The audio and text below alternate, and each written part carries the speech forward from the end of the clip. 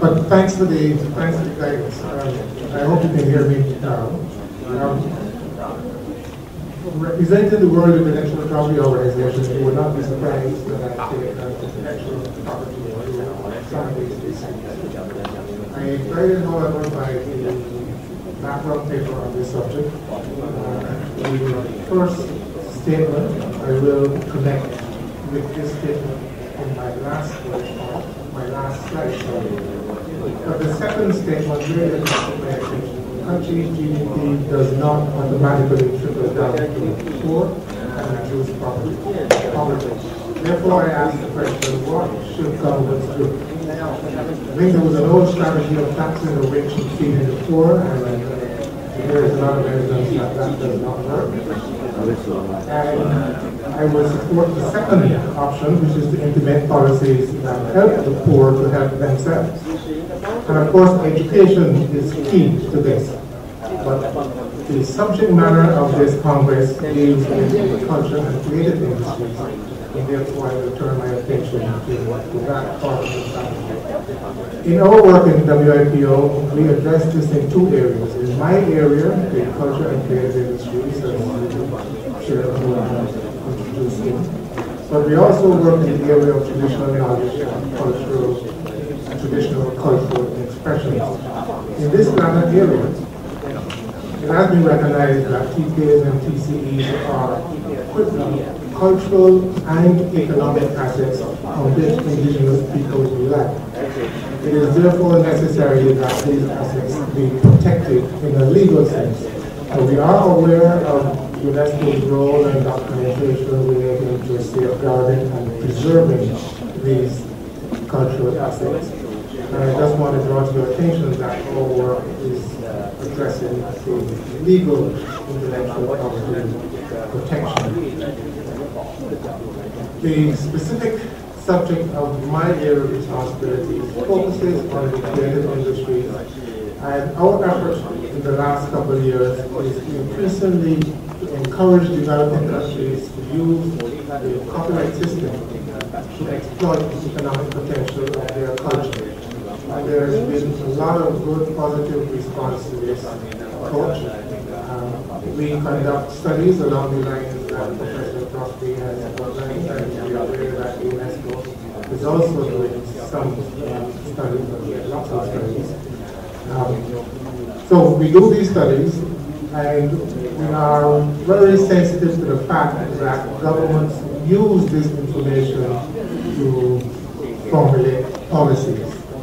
We articulate that these studies are not works of precision, but they are estimates and they are indications, and the indications are very persuasive in terms of helping governments to formulate policies.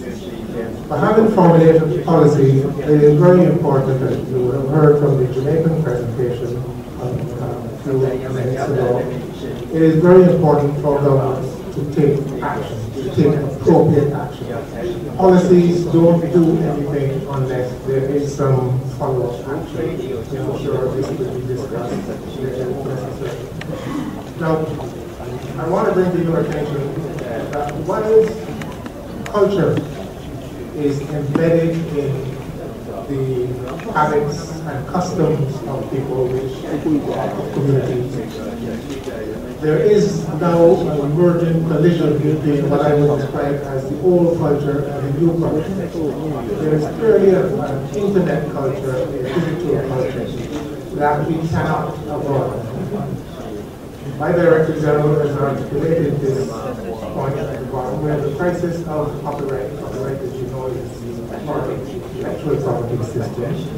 That crisis concerns essentially the question of the financing of culture in the 21st century. Here, the value of intellectual property to protect the economic assets resulting from the exploitation of culture becomes very important.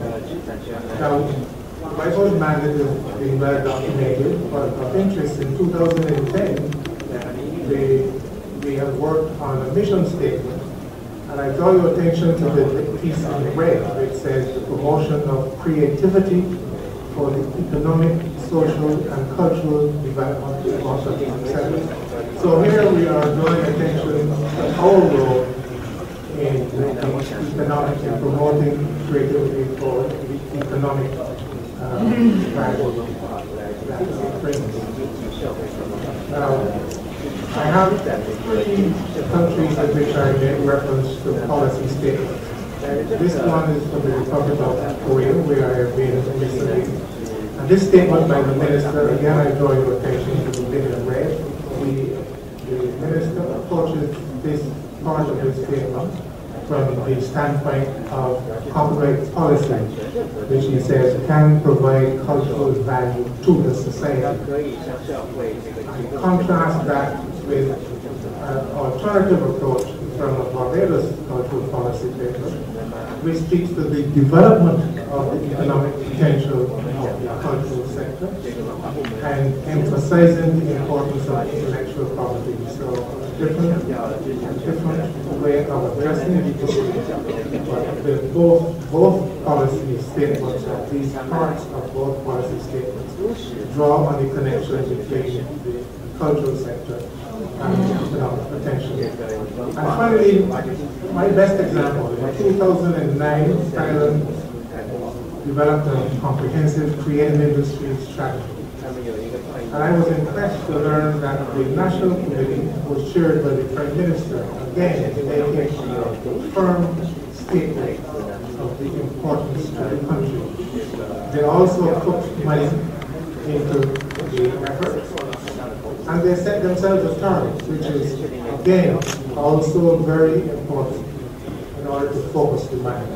Putting numbers in the target goal is very important.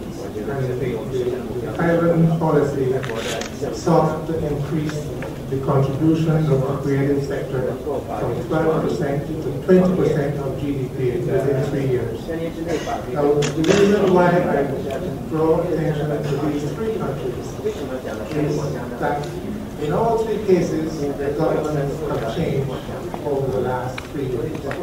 And in all 3 countries, the incumbent government have reinforced the cultural industry policy. So you cannot play with culture. There cannot be a cultural policy for one administration of government. And the government changes and they undermine that initiative and start another initiative.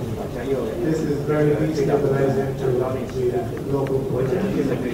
And I thought it was very important that I draw attention to that continuation to the state of the art. I have made some comments there. Going into the creative industry we recognize that UNESCO is doing government investment is crucial. There's a great opportunity for 7 minutes and 6.5.